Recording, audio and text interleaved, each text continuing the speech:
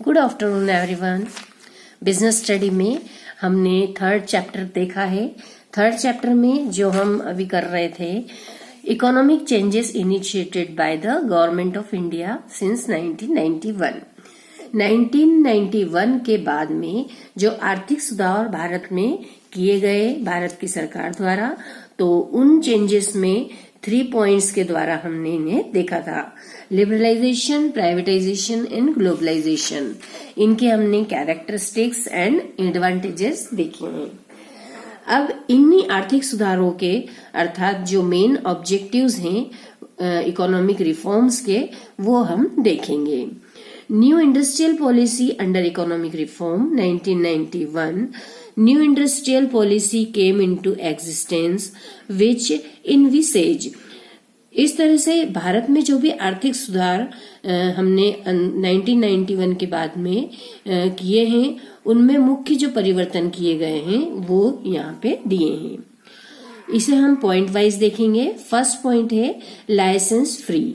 Licence free अर्थात हमें licence के जो प्राप्त करने की प्रोसेस होती है उससे मुक्ति मिली है।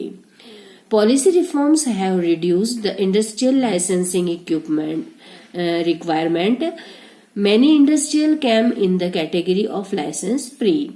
कई ऐसी कैटेगरीज है इंडस्ट्रीज की जिन्हें की लाइसेंस से फ्री कर दिया गया है।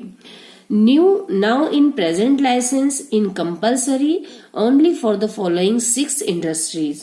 जो 6 इंडस्ट्रीज यहाँ पे दी हुई है उन्हें आवश्यक रूप से लाइसेंस प्राप्त करना है, और इनके अलावा जितनी भी इंडस्ट्रीज हैं उन्हें लाइसेंस से मुक्ति दी गई।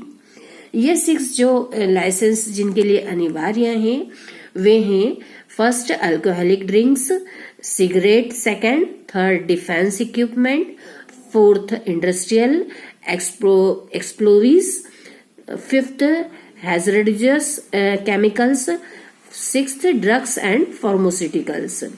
जो अल्कोहलिक ड्रिंक्स होते हैं अर्थात मादक पदार्थ, जिनमें शराब और कई ऐसे ड्रिंक्स होते हैं जिनसे कि मादकता फैलती है, तो ऐसी जितने भी पेय हैं उन पर रोक लगाई गई है, अर्थात उनके लिए लाइसेंस अनिवार्य किया गया है।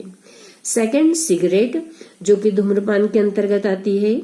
तीसरे हैं डिफेंस इक्विपमेंट, जो कि प्रतिरक्षा उपकरण होते हैं, जो कि सिर्फ सेना के लिए ही लगते हैं और उनके लिए उनको खरीदने के लिए ही आवश्यकता होती है।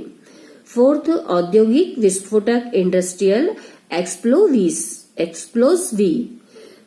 फिफ्थ है खतरनाक जितने भी ऐसे रसायन हैं जिन्हें हैजर्ड केमिकल्स कहते हैं, इतनी सारी जितनी भी ऐसे केमिकल्स जिनसे कि कहीं भी जैसे हम देखते हैं कि किसी का एसिड है या किसी की भी ऐसी लिक्विड है जो कि हार्मफुल होते हैं हमारी हेल्थ के लिए, तो वो सारे खतरनाक केमिकल्स में आते हैं।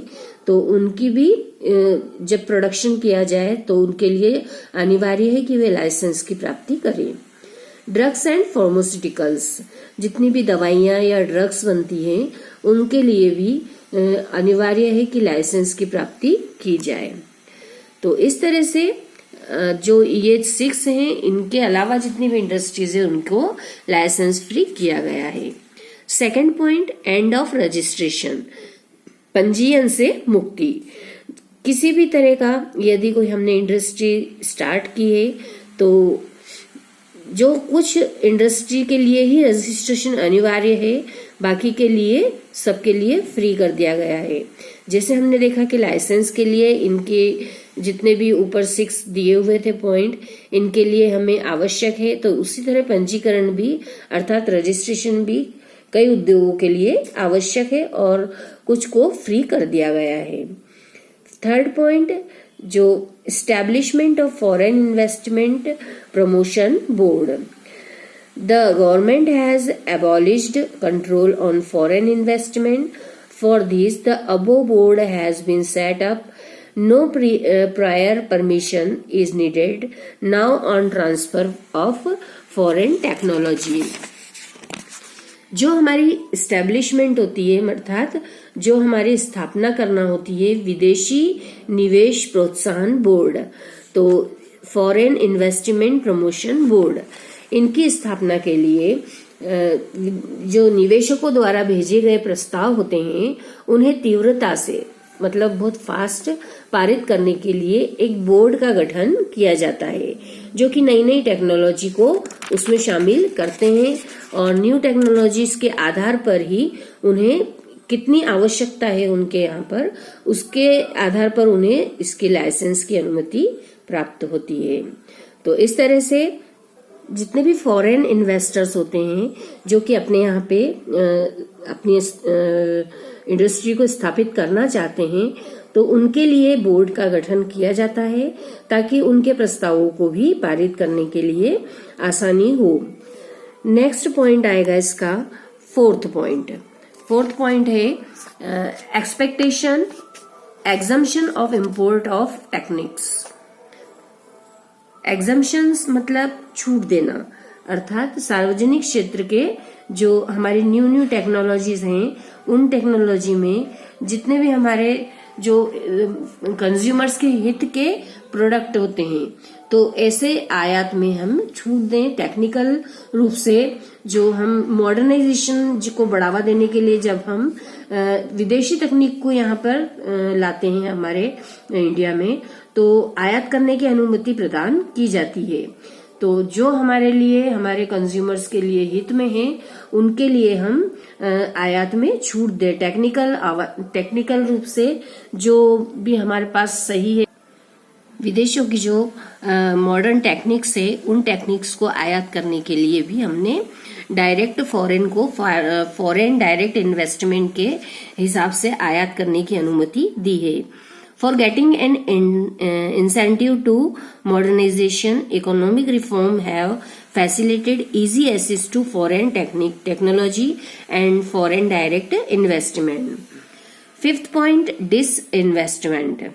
डिसइन्वेस्टमेंट अर्थात जो हमने सार्वजनिक क्षेत्र में विदेशी लोगों को एंट्री दी है, तो उनमें हम थोड़ी सी ऐसी गवर्नमेंट के द्वारा जो बनाई गई है जो स्कीम है कैपिटल इन PSUS, तो उसको हम लागू करें। Means disinvestment has been popularized to lessen the government capital in PSUS.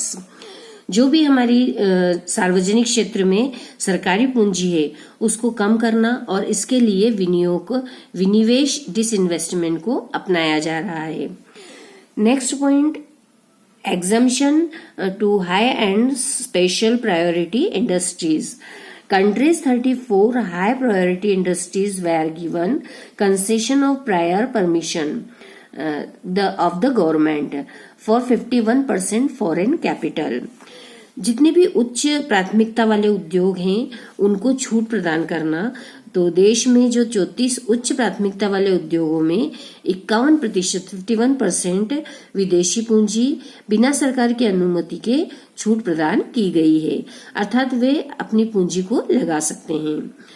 Next point, SEZ Special Economic Zone have been established in backward region of the country.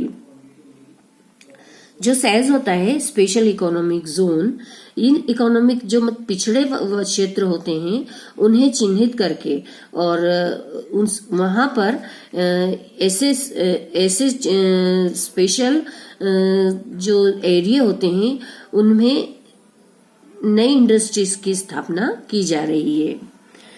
Next, FEMA foreign exchange management act has been set up in place of FERA foreign exchange regulation act. जो FEMA है इसके स्थान पर foreign exchange regulation act की स्थापना की जा रही है। किनके द्वारा? फॉरेन एक्सचेंज मैनेजमेंट एक्ट के द्वारा। तो इसके द्वारा ये होता है कि जब फॉरेन की हम जितने भी विदेशी विनिमय अधिनियम है उसके स्थान पर हम विदेशी एक्सचेंज मैनेजमेंट एक्ट की स्थापना करते हैं। MRTP अर्थात जो हमारे रिमूवल ऑफ MRTC रिस्ट्रिक्शन,